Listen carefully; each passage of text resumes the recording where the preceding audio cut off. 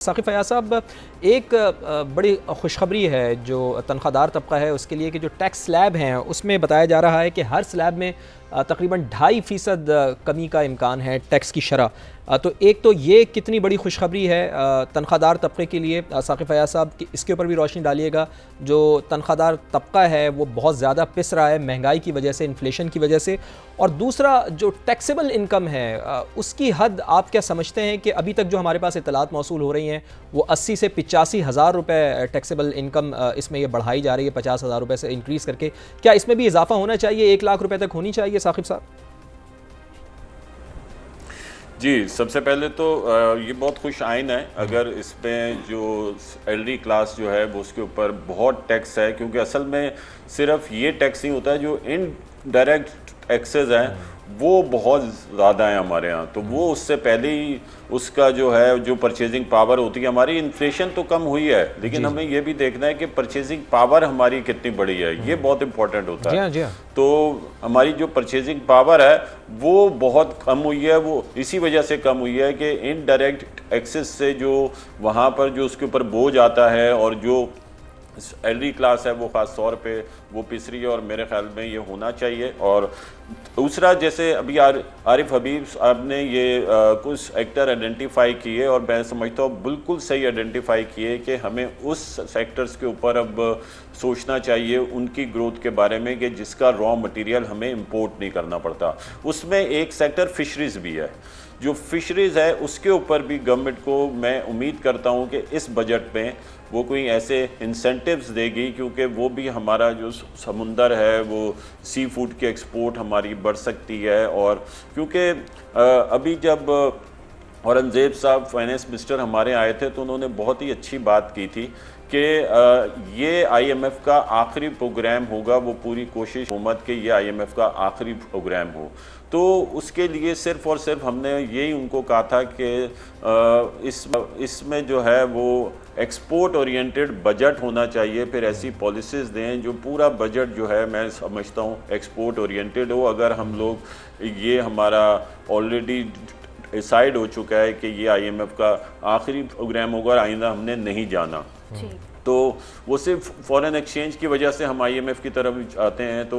ये अगर 4 सेक्टर, जैसे एक उन्होंने एग्रीकल्चर कहा, माइन एंड मिनरल्स है, फिशरीज़ है, आईटी है, तो ये सेक्टर्स के ऊपर ख़ास तौर पे गवर्नमेंट को तवज्जो देनी चाहिए। दूसरी बात की ब्रॉडनिंग ऑफ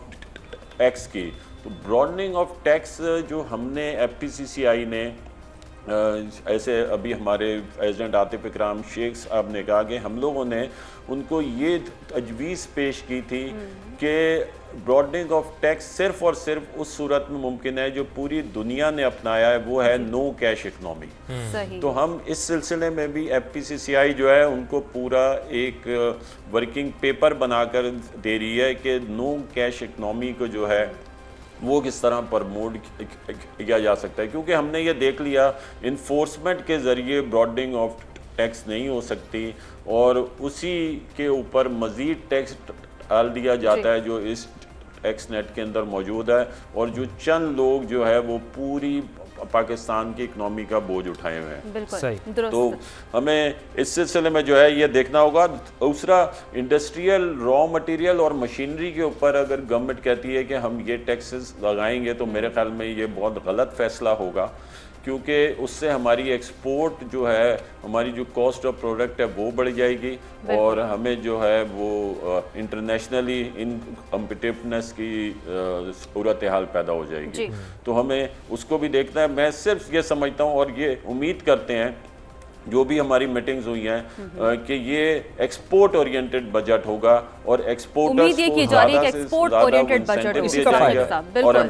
बिल्कुल, ये बड़ी दुरुस्त बात है। आरिफ हबीब साहब, जैसे कि हम बात कर रहे थे कि सैलरीड क्लास तबके के लिए इस बजट से कुछ उम्मीद जाहिर की जा रही है, कुछ अच्छी खबर सामने आ रही है, लेकिन बहरहाल सैलरीड क्लास तबका तो सफरी सहूलतें हासिल करता है, जाहिर सी बात है, चाहे वो सवारी हो, घर जाएगा तो वो गैस भी इस्तेमाल होगी, बिजली भी इस्तेमाल होगी, लेकिन पेट्रोलियम लेवी का जो इजाफा और उस पर जो टैक्सेस की मजीद तजवीज़ सामने आ रही है, आप क्या समझते हैं बहरहाल वो एक आम आदमी को कितना अफेक्ट करेगा, मुतासिर करेगा? 78 से 100 रुपए पे जा रही है।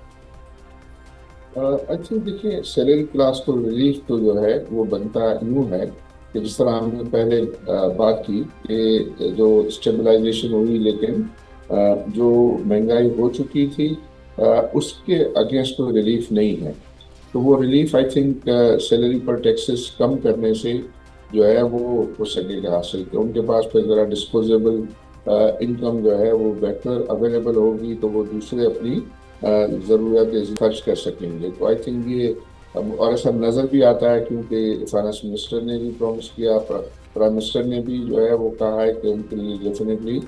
जो है वो रिलीफ होगा। तो मैं समझता हूँ कि उनके ऊपर कुछ टैक्सेस जो है वो कम होंगे। बाकी जो आई थिंक दूसरी जो अशिया सर्फ पे जो टैक्सेस हैं और खास तौर पे जो सेल्स टैक्स है, आई थिंक उसमें तो मुझे कोई चेंज जो है वो नज़र नहीं आता। वो कंट्रीब्यूशन जितना जो खर्च करता है उतना उसको जो है वो कंट्रीब्यूट करना है। जहाँ तक ये पेट्रोलियम लेवी का ताल्लुक है, मैं समझता हूँ कि पिछले एक आध महीने के अंदर जो जो उनको स्पेस मिला था, उस स्पेस को उन्होंने पेट्रोलियम लेवी जो है की सूरत में लगा के जो इंटरनेशनल प्राइसेस गिरी, तो वो प्राइस उन्होंने पास ऑन नहीं की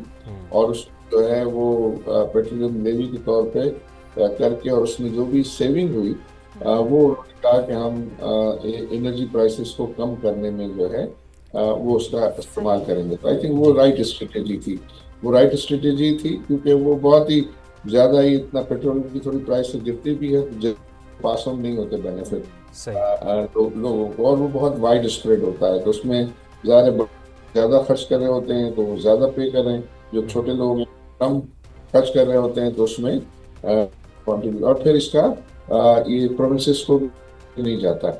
तो इस से वो मैं समझता हूँ कि स्ट्रेटेजी बेटर है अगर उनको जो है वो बढ़ाने की मजबूरी है। जी, और पेट्रोलियम लेवी का जिस तरह आपने आरिफ हबीब साहब जिक्र किया कि ये तो आवाम के लिए तो एक मोहलिक हथियार साबित होती है, लेकिन हुकूमत के लिए ये एक सोने की चिड़िया है, चूँकि इससे ही वो अपना रेवेन्यू अर्न करती है। तो हमारी बजट ट्रांसमिशन का सिलसिला जारी है। समझता हूँ कि उनके ऊपर कुछ टैक्सेस जो है वो कम होंगे। बाकी जो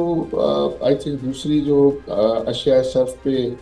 जो टैक्सेस हैं और खास तौर पे जो सेल्स टैक्स है, आई थिंक उसमें तो मुझे कोई चेंज जो है वो नज़र नहीं आता। वो कंट्रीब्यूशन जितना जो खर्च करता है उतना उसको जो है वो कंट्रीब्यूट करना है। जहाँ तक ये पेट्रोलियम लेवी का ताल्लुक है, मैं समझता हूँ कि पिछले एक आध महीने के अंदर जो जो उनको स्पेस मिला था, उस स्पेस को उन्होंने पेट्रोलियम लेवी जो है की सूरत में लगा के जो इंटरनेशनल प्राइसेस गिरी, तो वो प्राइस उन्होंने पास ऑन नहीं की और उस जो है वो पेट्रोलियम लेवी के तौर पे करके, और उसमें जो भी सेविंग हुई वो उन्होंने कहा कि हम एनर्जी प्राइसेस को कम करने में जो है वो उसका इस्तेमाल करेंगे। तो आई थिंक वो राइट स्ट्रेटेजी थी, वो राइट स्ट्रेटेजी थी क्योंकि वो बहुत ही ज़्यादा ही इतना पेट्रोल की थोड़ी प्राइस गिरती भी है तो पास ऑन नहीं होते बेनिफिट तो लोगों को, और वो बहुत वाइड स्प्रेड होता है, तो उसमें ज़्यादा खर्च कर रहे होते हैं तो वो ज़्यादा पे कर रहे हैं, जो छोटे लोग हैं कम खर्च कर रहे होते हैं तो उसमें कंट्रीब्यूट, और फिर इसका ये प्रोविंसेस को नहीं जाता। तो इस से वो मैं समझता हूँ कि स्ट्रेटेजी बेटर है अगर उनको जो है वो बढ़ाने की मजबूरी है। जी, और पेट्रोलियम लेवी का जिस तरह आपने आरिफ हबीब साहब जिक्र किया कि ये तो आवाम के लिए तो एक मोहलिक हथियार साबित होती है, लेकिन हुकूमत के लिए ये एक सोने की चिड़िया है, चूँकि इससे ही वो अपना रेवेन्यू अर्न करती है। तो हमारी बजट ट्रांसमिशन का सिलसिला जारी है।